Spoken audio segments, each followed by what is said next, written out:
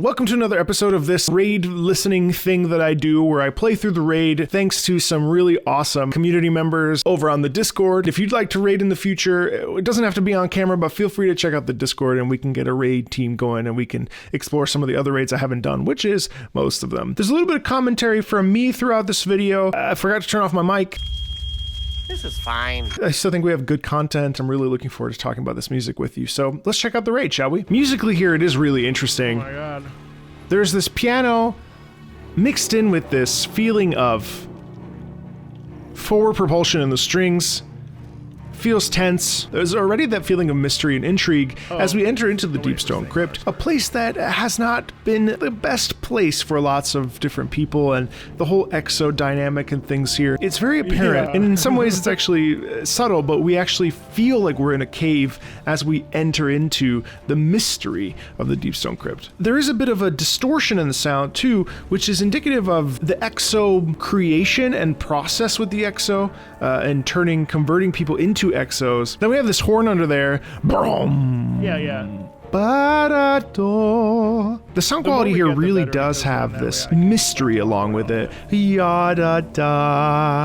Again, with that synth sound quality, something being not quite right. There's a bit of discomfort here when we listen to this. Interestingly enough, though, and I think part of the reason why it feels so subdued is due to this storm that we're in, but there is this quality of subtlety in here. It's very light on its feet. It's not heavy. It doesn't feel like it's in your face. It's not smacking you with sound. No, in fact, it's the opposite. That causes a sense of stillness almost, and I think that part of that is not being able to see things as well in the quality of the storm, and that's an interesting touch because it feels like everything is sort of blurred and not visible to us, and the music reflects that lack of visibility pretty well, I think.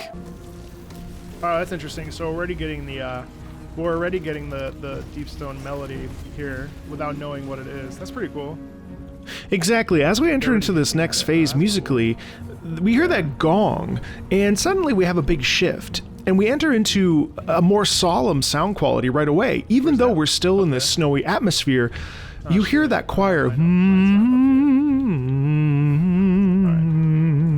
So we're already hinting at the idea of what Deepstone Lullaby is this early on in the raid, which causes us a feeling of deep introspection. The choir humming like that is something that we hear commonly in operas. The thing that comes to mind is the humming chorus from Madame Butterfly. Humming creates a feeling of peace and tranquility. And even though we're currently fighting in a battle, it does create a sense of stillness, which I think is really important to this part of the raid and this raid in general. A real feeling of standing still. Transitions, beginning again, new beginnings. It's an interesting juxtaposition to what's happening in terms of gameplay. The silence again here is intentional. As we enter into the crypt and we see these large tubes that lead into the crypt. I mean, the skyboxes in this game are incredible. This music is really still. I really find it interesting that it has this technological sound quality to it. Almost hopeful. I think it represents maybe what people felt that they would be if they became exos. I don't know. Oh, nothing. Just no. But the sound quality is not like negative per se. Again, surprisingly, we have more silence here, even though we're literally engaging in battle. And then we're in. Oh, is that damage? And notice that the reason why we start the music at all is because of the damage phase. The damage phase starts, the music starts. I really like this syncopated rhythm. Bum, bum, ba-da-dum, bum, bum. Okay. And I think intentionally here, everything is really based around stillness and not being overtly in your face. The music is not so incredibly intense that it completely pulls us away from what's happening. I really do feel like there's a quality here where people understood that they were going to be entering into that long sleep, and all of the music here is to elicit that. There's nothing evil or treacherous about this. Musically, it's interesting and diverse, but it doesn't feel pained or agitated or angry in any way. It's very still. There's still heroics in it. Horns lingering over the top. Are there multiple phases to this? Still having that mechanical quality to it, though. Interlocking the mechanical with the organic, which is what's happening in this entire raid anyway.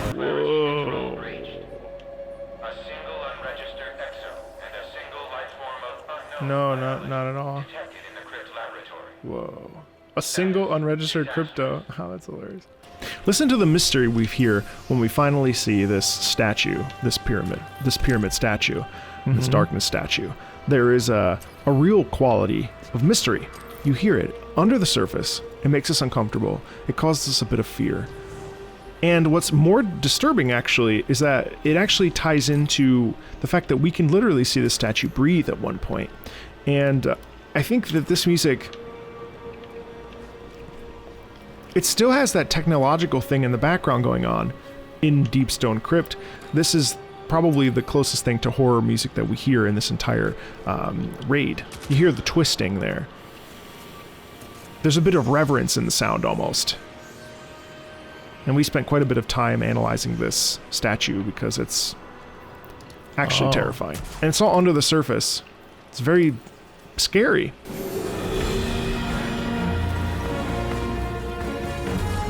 Oh, okay. Now, of course, we have that Guardian theme. And we also hear Atrax's determination in this music. In the brass and in the drums, but it's slow and plodding. And you hear the rhythm.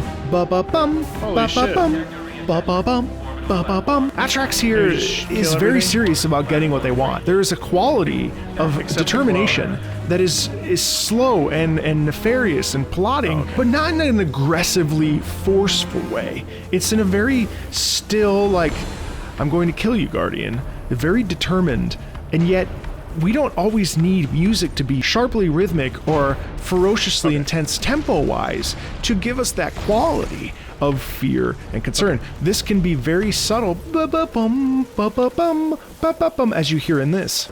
Oh, okay.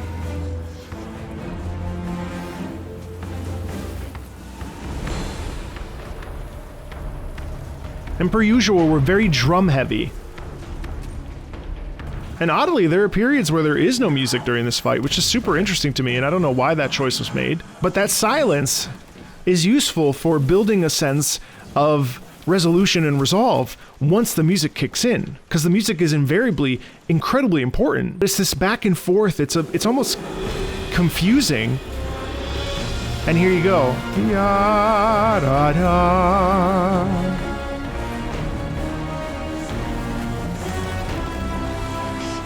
I think in this music, Atrax feels like Atrax is the hero. And so you hear that in the way that the and the trumpet, and there's a heavy emphasis on brass, which is normal for Destiny music, but there is this feeling like Atrax actually feels like they're the main character in this. And we're sort of there as a nuisance, as something that shouldn't be there, that is in the way. And if we listen to the music again,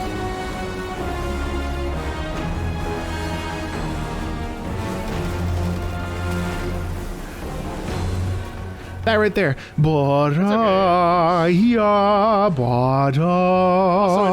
It actually doesn't sound this similar to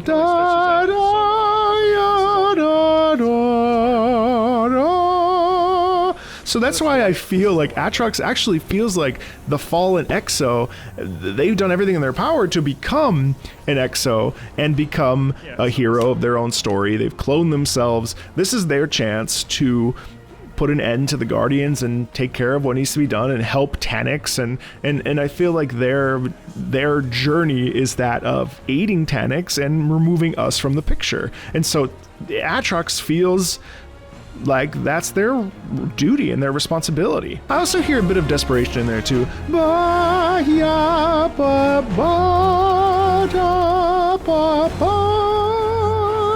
Like that has a sense of urgency in it, and also a sense of, I will not be stopped, you know? This was the moment I hoped it would be.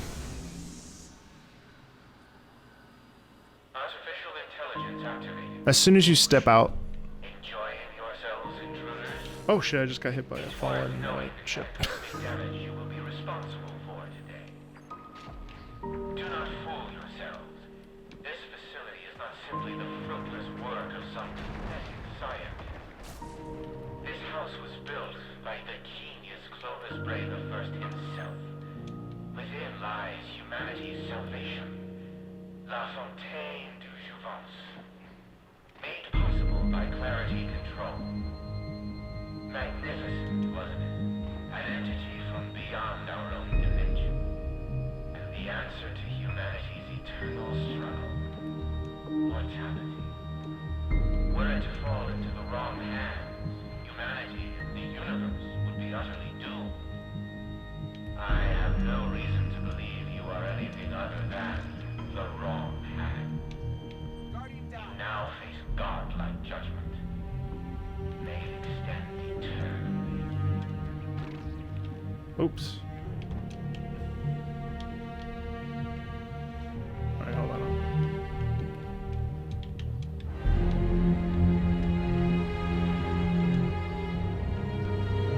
It really is a stunning piece.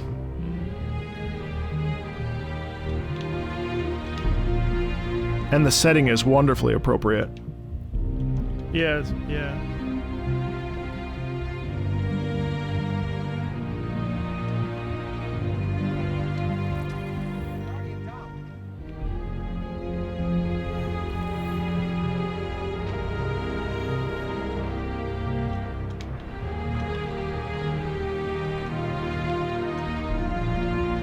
It really does remind me of Elgar's Enigma variations.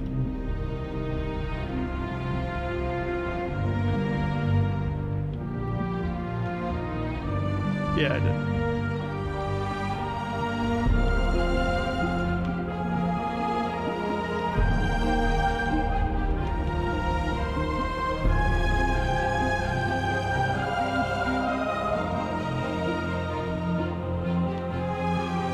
It's a weird combo of hope and sadness and stillness and then tension here.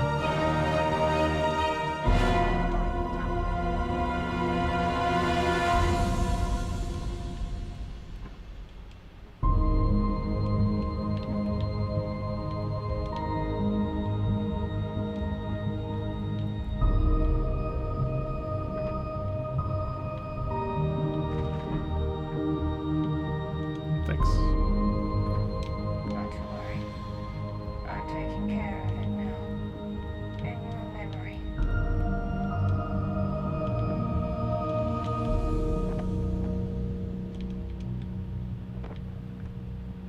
I'm really glad I heard that in I wasn't context. expecting this setting for that. That's crazy. That moment in context was really powerful. And I thought it would be inside. I didn't know what I expected. I didn't expect to be out on the ship and doing the ship walk, but it was really incredible and so subtle. And I think it marries this beautiful natural versus mechanical aspect in such a beautiful way.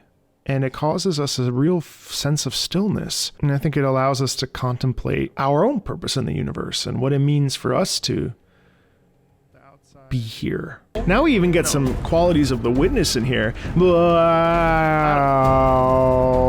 This is a feeling of a real intensity with this first encounter with Tenix. The stakes could not be higher. We are literally in a floating nuclear bomb, on the moon. and the tension is extraordinary. Listen to those drums. And he pops out of his chamber, right? I think in this music we really hear Tanix's will and resilience, and of course, Tanix the Reborn. Tanix is determined. Tanix is focused. Overlord, Tanix is terrifying. Tanix has a plan. Tanix God. will stop at nothing to do it, and you hear that in the. Captain There's of the a bit of Center. virility in this instrumentation here, blew up. and the drums, and in a little bit of this inorganic sound quality that causes us a feeling of like a little bit of stress, and that's intentional. That's on purpose. It's really cool how we're weaving, again, this mechanical and organic sound quality, and also reflecting on Tanix, one of these real big bads of Destiny. And you have that darkness theme in there, that witness theme. But then, listen. Oh, shit. Oh, we're moving And notice how that music comes in as we start to move faster and we lose the blast doors and we start to see Europa coming full sight. It gives us that sense of, oh my god, we're going full steam ahead on this. How are we going to control this? Now the choir comes in and there's even more high stakes because the choir comes in that symbolizes this sort of impending doom. It's such a fantastic little musical gesture with that rhythm there.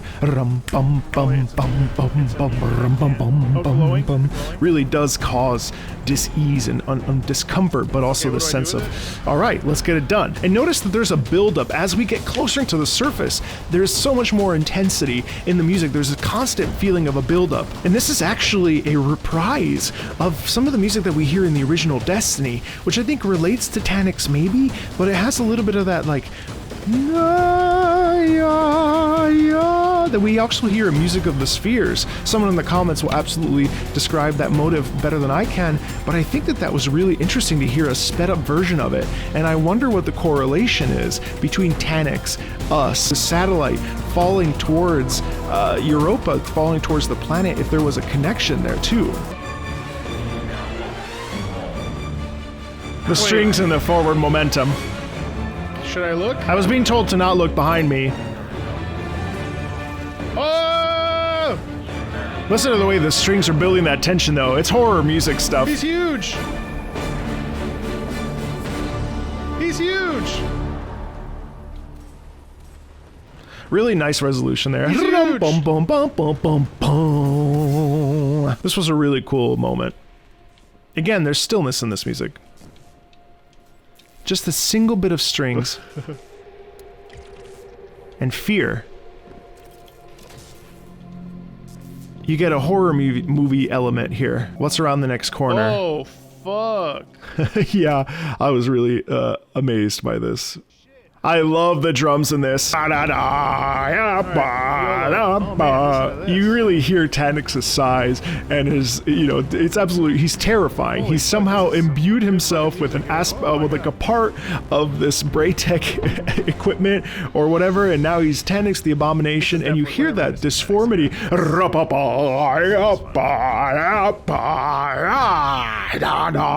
It's so cool. Notice that the timpani is being used, and I actually think that the timpani references Taniks super well because it's large, it's powerful. When you hit it, it makes a ton of noise. Like Taniks to me and the timpani are synonymous and they go hand in hand. There is a real, we're not using a snare drum like we do with Rolk. We're not using any other instrument here. We're using this ferocity of the warm, hollow sound that the timpani produces, which causes this feeling of incredible weight and size and a bit of badassery. Oh, and then on top of that, you have this metallic clown, this clanging sound like a hammer clanging against the steel pole or something. Again, to describe that metallic quality of Taniks now as mechanical nature. And then you have all those instruments coming together, that mechanical hammer thing with the chorus.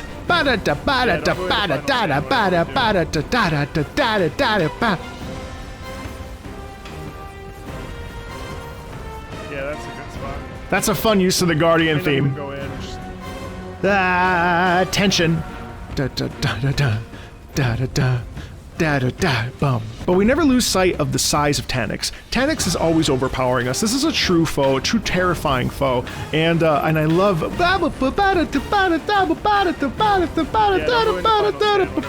It's so satisfying. Now we move into phase 3.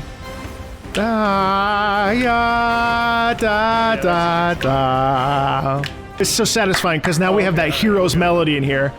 That's awesome.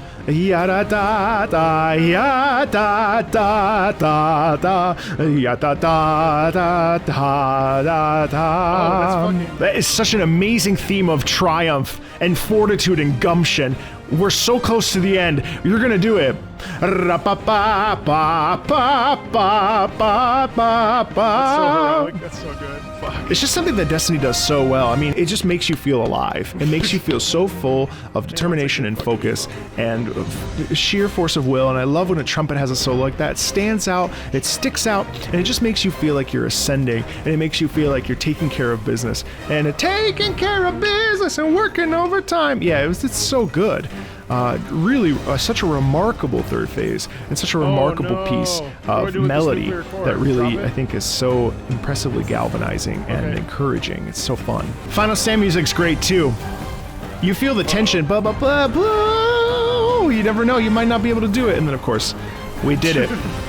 Damn, that was not the cleanest ending to that, but I'll take it. Nice. Oh shit, Legacy's Oath Mask? Damn. And then it fades away and it ends. And it was really an incredibly beautiful musical experience to have with this raid. And it felt so different from Vow of the Disciple and so different from the other raids I've experienced. And I think that's the beauty of Destiny, is that every raid has its own highs and lows and musical excitement. And yeah, it was really, really satisfying to experience this. Again, my bad for the not muting my mic. Hopefully you enjoyed this video. If you want to check out more, we're definitely going to be going through the rest of the raids. I've done the Last Wish, but I'll have to redo it again. We cheesed Riven. Join the Discord if you want to check that out. We also play Destiny occasionally on Twitch, twitch.tv/MarcoMeatball. And as always, I'll see you on the next video. Talk to you later. Bye.